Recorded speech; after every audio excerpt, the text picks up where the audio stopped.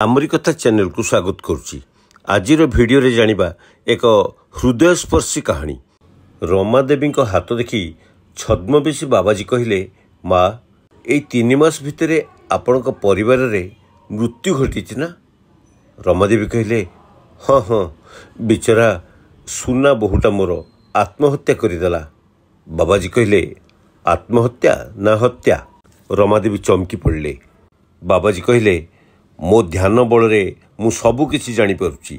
सत कहले आपण अपार करुणा लाभ करिवे, जहा आपण चाहुचंती ताहा पाइबे, किंतु ए बाबाजी आगरे मिछ कहले आपण भस्म होई जिवे। रमादेवी डरिकी छानिया होई गेले। तापरे रमादेवी सेई छद्मवेशी बाबाजी आगरे जो चांचल्यकर कथा कहले ता शुणिले आपणकर होश उड़ी जिवो।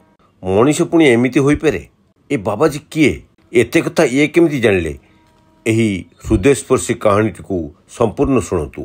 चैनल टी को सब्सक्राइब करनथिले दयाकरी सब्सक्राइब कर दियंतु। खूब गरीब घरर झियो थिला अनिता। शांत सरल आउ व्यवहार रे खूब भद्र। सेथिपई गाँ सारा लोके अनिता को खूब प्रशंसा करती। झीर विवाह बयस हैला, विभिन्न प्रस्ताव मध्य आसला।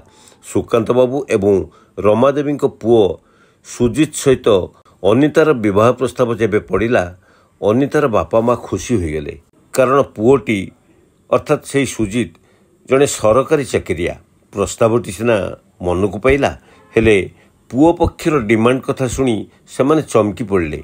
तथापि अनितार बापांकर एभली प्रस्ताव को हाथ छड़ा करने को आदौ इच्छा नथिला। झियो घरर आर्थिक परिस्थिति जो सुकांत बाबू और रमादेवी मध्य आगेवाकू टिके कुंतु कुंतु हेउथिले।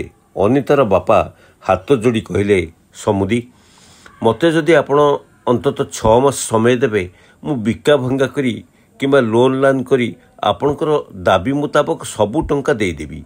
सुकांत बाबू और रमादेवी उभय कहले, आमर यौतुक कौन हबो? आपण जहा देबे आपणक झियो पई नहले ज्वाई पई।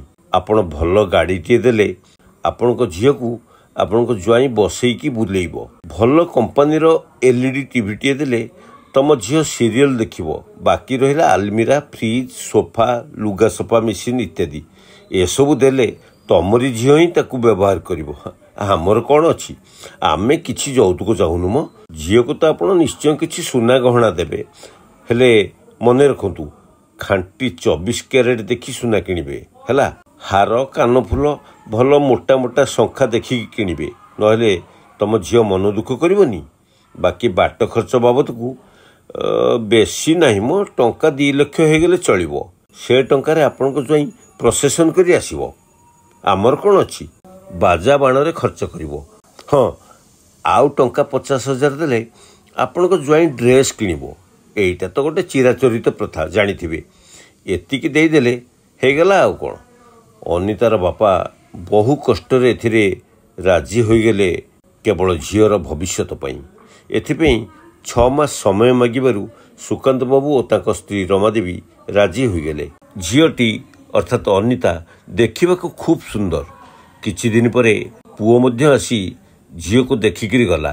तिथि बार ठीक होई बाहागर भी संपन्न हला। सासु घरे गोटी बोहूर कर्तव्य कौन से कथा अनिता भल भावे बुझीथिला। से तार कर्तव्य करि चलथिला। सासु ससुरक सेवा ठार आरंभ करी स्वामींकर जत्न नेबा एवं घरर जाबत्य काम से ठीक भावे तुलौथिला। इतिमध्यरे विवाहर 6 मास बीती गलेनी। अनितार बापा किंतु दाबी मुताबक बाकी थिबा यौतुक टंका देई पारलेनी। थरकु थर समय नेउथांती। तेणु अनिता उपरे आरंभ होइगला अत्याचार और निर्यातना। कथा कथा के बहु उपरे सासु ससुर खाली चिड़चिड़ी हेउथांती। स्वामी सुजित मध्य बापा और माँ कथा को समर्थन करुथिले। सासु रमादेवी कथा कथा के बहु को खूब माड मारुथिले। अनिता दिने कहला, माँ मु तो किछि भूल करनी, मु तो किछि अपराध करनी। मते आपण प्रति कथारे एते काहेकि गाली दउछंती, एते काहेकि माड मारुछंती? कौन मोर भूल? रमादेवी चिहिकी उठी बहु को 2 चटकणी दे कहले, तोर तो साहस कम नुहे, मते पुणी तू जवाब दउछु? ताहले सुन, भूलटा तोर नुहे, भूल हेउची तो बापार। जदि भल गति अच्छी ताहले तो बापा को कहीदे ବାକି ଥିବା ଯୌତୁକ ଟଙ୍କା ଶୀଘ୍ର ଦେଇଦେବୁ, ନହେଲେ ତୁ ହିଁ ଏମିତି ଦଶା ଭୋଗୁଥିବୁ, ବୁଝିଲୁ। ସୁଜିତ ସନ୍ଧ୍ୟାରେ ଅଫିସରୁ ଫେରି ଘରେ ପହଞ୍ଚିବା ପରେ ଅନିତା ସବୁ କଥା କହିଲା ସୁଜିତ ଆଗରେ। ସ୍ୱାମୀ ସୁଜିତ କିନ୍ତୁ ସ୍ତ୍ରୀକୁ ଆଶ୍ୱାସନା ଦେବା ପରିବର୍ତ୍ତେ ଅନିତାକୁ ଢୋ କିନା ଚଟକଣାଟିଏ ପକାଇ କହିଲେ, ହଁ ମା ଠିକ୍ କହିଛନ୍ତି। ବିଚରା ଅନିତା ନୀରବରେ ଆଉ ସମସ୍ତଙ୍କ ଅଗୋଚରରେ ଗୁମୁରି ଗୁମୁରି କେବଳ ଆଖିରୁ ଲୁହ ହିଁ ଗଡ଼ାଉଥିଲା। ତାର ସେଇ କ୍ରନ୍ଦନର ସ୍ୱରକୁ ଶୁଣିବାକୁ କେହି ନଥିଲେ। ଏମିତିକି ବାପଘର ସହିତ ଟିକେ କଥା ହେବା ପାଇଁ ସେମାନେ ଅନିତାକୁ ଫୋନ୍ ବି ଦେଉନଥାନ୍ତି। ବିନା କାରଣରେ ଶାଶୁଘରେ ଅନିତା ଉପରେ ଅତ୍ୟାଚାର ଦିନକୁ ଦିନ ବଢ଼ିବାରେ ଲାଗିଲା। ସେମାନେ ଚିନ୍ତା କରିବାର ଥିଲା, ଅନିତାର ବାପା ଯଦି ଠିକ୍ ସମୟରେ ଯୌତୁକ ଟଙ୍କା ଦେଇପାରିଲେନି, ବିଚରା ଝିଅଟି କାହିଁକି ଶାସ୍ତି ପାଇବ? ଝିଅଟିର ଦୋଷ କ'ଣ? ସେପଟେ ଚିନ୍ତା କରି କରି ଅନିତାର ବାପାଙ୍କ ଦେହ ବହୁତ ଖରାପ ହୋଇଗଲା। ଏକଥା ଶୁଣି ଅନିତା ତା ଅସୁସ୍ଥ ବାପାଙ୍କୁ ଦେଖିବାକୁ ଯିବ ବୋଲି ଶାଶୁଘରେ ଅନୁରୋଧ କଲା। କିନ୍ତୁ ନିଷ୍ଠୁର ଶାଶୁ ଶ୍ୱଶୁର ଏଥିପାଇଁ ଅନିତାକୁ ଛାଡ଼ିଲେନି କି ଅନୁମତି ବି ଦେଲେନି। କହିଲେ, ତୋ ବାପ ଘରୁ ବାକି ଥିବା ଯୌତୁକ ଟଙ୍କା ନ ମିଳିବା ଯାଏ ତୋତେ ବାପ ଘରକୁ ଯିବା ବନ୍ଦ। ବାପାକୁ ଟିକେ ସେ ଏମିତି ଅବସ୍ଥାରେ ଦେଖିବାକୁ ଯିବ ବୋଲି ବହୁତ ବିକଳ ହେଉଥିଲା। ଅନିତା ପୁଣି ଶାଶୁ ଶ୍ୱଶୁରଙ୍କ ଗୋଡ଼ ଧରି କାକୁତି ମିନତି ହେଲା, ନିଜ ସ୍ୱାମୀଙ୍କ ଆଗେ ଗୁହାରି କଲା, ହେଲେ କିଛି ଲାଭ ହେଲାନି। ନିଜ ଭାଗ୍ୟକୁ ଆଦରି ଚୁପ୍ ରହିଲା। ତା ବାପାଙ୍କ ଛବି ଆଖି ଆଗରେ ଖାଲି ନାଚି ଉଠୁଥିଲା। କିଛି ଦିନ ପରେ ଖବର ଆସିଲା, ଅନିତା ବାପାଙ୍କର ଦେହାନ୍ତ ହୋଇଯାଇଛି। ସେ ଆଉ ଏ ଦୁନିଆରେ ନାହାନ୍ତି।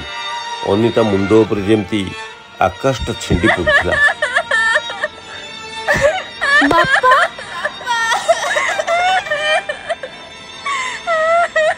ଧୈର୍ଯ୍ୟହରା ହୋଇ ଖୁବ୍ ଜୋରରେ କାନ୍ଦିବାକୁ ଲାଗିଲା ସେ। ତା ବାପା ଶେଷ ସମୟରେ ଝିଅକୁ ଟିକେ ଦେଖିବାକୁ ବହୁତ ଇଚ୍ଛା କରିଥିଲେ, ହେଲେ ଅନିତାକୁ ତା ଶାଶୁ ଶ୍ୱଶୁର ଯିବାକୁ ଦେଲେନି। ଏହି କଥା ଭାବି ଭାବି ଆଖିରୁ ଲୁହ ଗଡ଼ାଉଥିଲା ଅନିତା। ମନରେ ତାର ଅଫସୋସ ରହିଗଲା। ଏତେ ନିଷ୍ଠୁର ଏମାନେ, ମାନବିକତା ବୋଲି କିଛି ନାହିଁ। କିଛି ଦିନ ପରେ ଏହି କଥାକୁ ନେଇ ଶାଶୁ ବୋହୂଙ୍କ ମଧ୍ୟରେ ବେଳେବେଳେ ପାଟିତୁଣ୍ଡ ବି ଲାଗେ। ଅନିତା ଏଥର ଆଉ ଚୁପ୍ ହୋଇ ରହିପାରିଲାନି, ପ୍ରତିବାଦ କଲା। ଦିନେ ଏହି କଥାକୁ ନେଇ ଖୁବ୍ ଯୁକ୍ତିତର୍କ ଲାଗିଲା। ସାହସ କରି ଶାଶୁଙ୍କ ମୁହଁରେ ଉତ୍ତର ରଖିଲା ଅନିତା। ଶାଶୁ ରମାଦେବୀ କହିଲେ, କ'ଣ ହେଲା? ମୋ ମୁହଁରେ ତୁ ଏମିତି ଜବାବ ଦେଇପାରିଲୁ? ଅନିତା ମୁହଁ ଫିଟେଇ କହିଲା, ହଁ ଜବାବ ଦେଲି ତ କ'ଣ ହେଲା? ମୋ ବାପାଙ୍କର ଶେଷ ଅବସ୍ଥାରେ ବି ତାଙ୍କୁ ଟିକେ ଦେଖା କରିବାର ସୁଯୋଗ ତୁମେମାନେ ମୋତେ ଦେଲନି। ମୋ ପ୍ରତି ଘୋର ଅନ୍ୟାୟ କରିଛ ତୁମେମାନେ। ତାପରେ ଆରମ୍ଭ ହୋଇଗଲା ଶାଶୁ ବୋହୂଙ୍କ ମଧ୍ୟରେ ଖଣ୍ଡଯୁଦ୍ଧ। ଗୋଟିଏ ଝାଡ଼ୁ ଧରି ଶାଶୁ ରମାଦେବୀ ଅନିତାକୁ ପିଟିବାକୁ ଲାଗିଲେ। ତା ସାଙ୍ଗକୁ ବିଧା ଗୋଇଠା ପକାଇ ଖୁବ୍ ମାଡ଼ ମାରିଲେ। ଜୀବନ ବିକଳରେ ଅନିତା ସେଠାରୁ ଦୌଡ଼ି ପଳାଇବାକୁ ଚେଷ୍ଟା କଲା। ପରେ ଶ୍ୱଶୁର ବି ଅଟକାଇ ଦେଲେ ଓ ସେ ବି ତାକୁ ମାଡ଼ ମାରିଲେ। ତାପରେ ଶାଶୁ ରମାଦେବୀ ଗୋଟିଏ ବାଡ଼ିରେ ଅନିତାକୁ ଖୁବ୍ ଜୋରରେ ପିଟି ପିଟି ରକ୍ତାକ୍ତ କରି ପକାଇଲେ। ଏତିକିରେ ମନ ଶାନ୍ତି ହେଲାନି। ଗୋଟିଏ ଲୁହା ଖଡ଼ିକାକୁ ଗରମ କରି ତତଲା ଚେଙ୍କ ଦେବାକୁ ଲାଗିଲେ। ଏଥିରେ ଅନିତାଙ୍କ ଶ୍ୱଶୁର ଓ ସ୍ୱାମୀ ମଧ୍ୟ ସାମିଲ ହୋଇଗଲେ। କାରଣ ସେମାନଙ୍କ ରାଗ ଏଇଥିପାଇଁ, ଅନିତାର ବାପା ଏବେ ମରିଯାଇଛନ୍ତି। ବାକି ଥିବା ଯୌତୁକ ଟଙ୍କା ଆଉ ମିଳିବାର ସମ୍ଭାବନା ନାହିଁ। ତେଣୁ ସବୁ ରାଗ ଏ ଅନିତା ଉପରେ ହିଁ ସୁଝାଇବାକୁ ଲାଗିଲେ। ଯନ୍ତ୍ରଣାରେ ଚିତ୍କାର କରି କରି ଅନିତା ପାଣି ଟୋପାଏ ମାଗିଲା, ହେଲେ ପାଣି ବଦଳରେ ରମାଦେବୀ ଅନିତାକୁ ପୁଣି ତତଲା ଚେଙ୍କ ଦେବାରେ ଲାଗିଲେ। ଏହାପରେ ଅନିତା ବେହୋସ ହୋଇ ନିଶ୍ଚଳ ହୋଇ ପଡ଼ିଗଲା। ଶାଶୁ ଚିନ୍ତା କଲେ, ବୋହୂ ଯଦି ବଞ୍ଚି ରହେ ଆମ ପାଇଁ ବିପଦ। ତେଣୁ ସେ ଅନିତାର ଦେହ ଉପରେ ଅତି ନିଷ୍ଠୁର ଭାବରେ କିରୋସିନ ଢାଳି ନିଆଁ ଲଗାଇଦେଲେ। ସେହି ନିଆଁରେ ବିଚରା ସରଳ ନିଷ୍ପାପ ଝିଅ ଅନିତାର ମୃତ୍ୟୁ ଘଟିଗଲା। ତାପରେ ଅନିତାର ସ୍ୱାମୀ ପୋଲିସକୁ ଜଣାଇଲେ ଯେ ତାଙ୍କ ସ୍ତ୍ରୀ ଅନିତା ନିଜ ଦେହରେ ନିଆଁ ଲଗାଇ ଆତ୍ମହତ୍ୟା କରିଦେଇଛି। ଏହାପରେ ପୋଲିସ ଆସି ଅନିତାର ପୋଡ଼ି ଯାଇଥିବା ଶବକୁ ଉଦ୍ଧାର କରିବା ସହିତ ଏକ ଆତ୍ମହତ୍ୟା ମାମଲା ରୁଜୁ କଲା।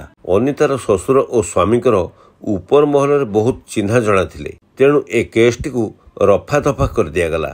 ସୁଜିତର ବାପା ମା ସୁଜିତ ପାଇଁ ଆଉ ଏକ ବିବାହ ପ୍ରସ୍ତାବ ଖୋଜିବାକୁ ଲାଗିଲେ। କିଛି ଦିନ ପରେ ଅନିତାର ଜଣେ ସମ୍ପର୍କୀୟ ଭାଇ ସେନାବାହିନୀରୁ ଛୁଟିରେ ଆସି ଅନିତାର ମୃତ୍ୟୁ କଥା ଶୁଣି ବହୁତ ଦୁଃଖ କଲେ। ସେ ଅନିତାର ଶାଶୁଘର ଲୋକଙ୍କୁ ଆଗରୁ ଜାଣିଥିଲେ। ଅନିତା ବି ଆତ୍ମହତ୍ୟା କରିବା ଭଳି ଝିଅ ନୁହେଁ। ତେଣୁ ତାଙ୍କର ଏଥିରେ ଖୁବ୍ ସନ୍ଦେହ ହେଲା।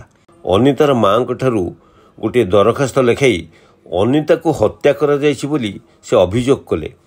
ପୁଣି ଥରେ ପୋଲିସ ଆସି ତଦନ୍ତ କଲା, କିନ୍ତୁ ହତ୍ୟାର କିଛି ବି ସୁରାକ ମିଳିଲାନି। ଅନିତା ମାଆଙ୍କର ଅନୁରୋଧ କ୍ରମେ ଏହି କେସ୍ଟା କ୍ରାଇମବ୍ରାଞ୍ଚରେ ପହଞ୍ଚିଲା। ଜଣେ ନୂଆ କରି ଯୋଗ ଦେଇଥିବା IPS ଅଫିସର କ୍ରାଇମବ୍ରାଞ୍ଚର DSP ଭାବେ ଯୋଗ ଦେଇଥାନ୍ତି। ସେହି DSP ଏ କେସ୍ଟିକୁ ନିଜେ ରିଓପନ୍ କରି ତଦନ୍ତ ଭାର ନେଲେ। ସେ ବି ବହୁତ ଚେଷ୍ଟା କରି ଅନିତାକୁ ହତ୍ୟା କରାଯାଇଥିବାର ପ୍ରମାଣ ଖୋଜିଲେ, କିନ୍ତୁ କିଛି ପାଇଲେନି। ଖାଲି ଏତିକି ଜାଣିବାକୁ ପାଇଥିଲେ ଯେ ଅନିତାର ଶାଶୁ ତନ୍ତ୍ରମନ୍ତ୍ର ଏବଂ ସାଧୁ ସନ୍ନ୍ୟାସୀକୁ ଖୁବ୍ ବିଶ୍ୱାସ କରନ୍ତି। ତେଣୁ DSP ନିଜେ ବାବାଜୀ ବେଶ ଧରି ରମାଦେବୀଙ୍କ ଘରେ ଯାଇ ପହଞ୍ଚିଲେ।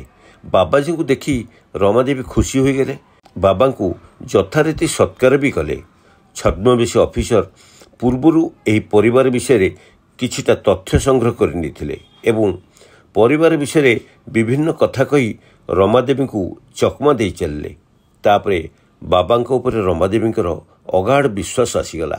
ରମାଦେବୀଙ୍କ ହାତ ଦେଖି ଛଦ୍ମବେଶୀ ବାବାଜୀ କହିଲେ, ମା, ଏ 3 ମାସ ଭିତରେ ଆପଣଙ୍କ ପରିବାରର କାହାର ମୃତ୍ୟୁ ଘଟିଛି ନା? ରମାଦେବୀ କହିଲେ, ହଁ ହଁ, ବିଚରା ସୁନା ବୋହୂଟା ମୋର ଆତ୍ମହତ୍ୟା କରିଦେଲା। ବାବାଜୀ କହିଲେ, ଆତ୍ମହତ୍ୟା ନା ହତ୍ୟା? ରମାଦେବୀ ଚମକି ପଡ଼ିଲେ। ବାବାଜୀ କହିଲେ, ମୋ ଧ୍ୟାନ ବଳରେ ମୁଁ ସବୁକିଛି ଜାଣିପାରୁଛି। ସତ କହିଲେ ଆପଣ ଅପାର କରୁଣା ଲାଭ କରିବେ। ଯାହା ଆପଣ ଚାହୁଁଛନ୍ତି ତାହା ପାଇବେ, କିନ୍ତୁ ଏ ବାବାଜୀ ଆଗରେ ମିଛ କହିଲେ ଆପଣ ଭସ୍ମ ହୋଇଯିବେ। ରମାଦେବୀ ଡରିକି ଛାନିଆ ହୋଇଗଲେ। ତାପରେ ରମାଦେବୀ ବାବାଜୀଙ୍କ ଆଗରେ ଗୋଟି ଗୋଟି କରି ସବୁ ସତ କଥା କହିଗଲେ। ନିଜ ବୋହୂକୁ ସେ କିପରି ମାରିଥିଲେ ସବୁ ବି ବର୍ଣ୍ଣନା କରିଗଲେ। ଏସବୁକୁ ଛଦ୍ମବେଶୀ ବାବା ନିଜ ପାଖରେ ରଖିଥିବା ଗୁପ୍ତ କ୍ୟାମେରାରେ ରେକର୍ଡିଂ କରୁଥିଲେ। DSPଙ୍କୁ ଏଥର ସବୁ ପ୍ରମାଣ ମିଳିଗଲା। ତାପରେ ସେ କ'ଣ ଏମିତି ସଙ୍କେତ ଦେଲେ କେଜାଣି କିଛି କ୍ଷଣ ମଧ୍ୟରେ ସାଇରନ୍ ବଜାଇ ପୋଲିସ ଗାଡ଼ି ଆସି ସେଠାରେ ପହଞ୍ଚିଗଲା। ରମାଦେବୀ ଖୁବ୍ ଆଶ୍ଚର୍ଯ୍ୟ ହୋଇଗଲେ ଓ କିଛି ବୁଝିପାରିଲେନି। ତାପରେ ବାବାଜୀ ବେଶ ଧାରଣ କରିଥିବା DSPଙ୍କ ନିର୍ଦ୍ଦେଶରେ ପୋଲିସବାଲା ଅନିତାର ଶାଶୁ, ଶ୍ୱଶୁର ଏବଂ ସ୍ୱାମୀ ସୁଜିତକୁ ଆରେଷ୍ଟ କରି ନେଇଗଲେ। କେସ୍ଟି ଏବେ ବିଚାରାଧୀନ ଅଛି।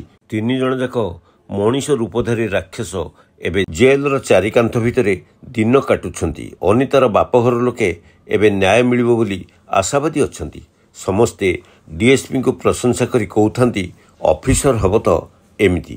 ଦର୍ଶକ ବନ୍ଧୁ, କାହାଣୀଟି କେମିତି ଲାଗିଲା କମେଣ୍ଟ ବକ୍ସରେ ମତାମତ ଦେବେ। ଲାଇକ୍ ଓ ସେୟାର କରିବା ସହିତ ଦୟାକରି ସବସ୍କ୍ରାଇବ୍ କରିବେ।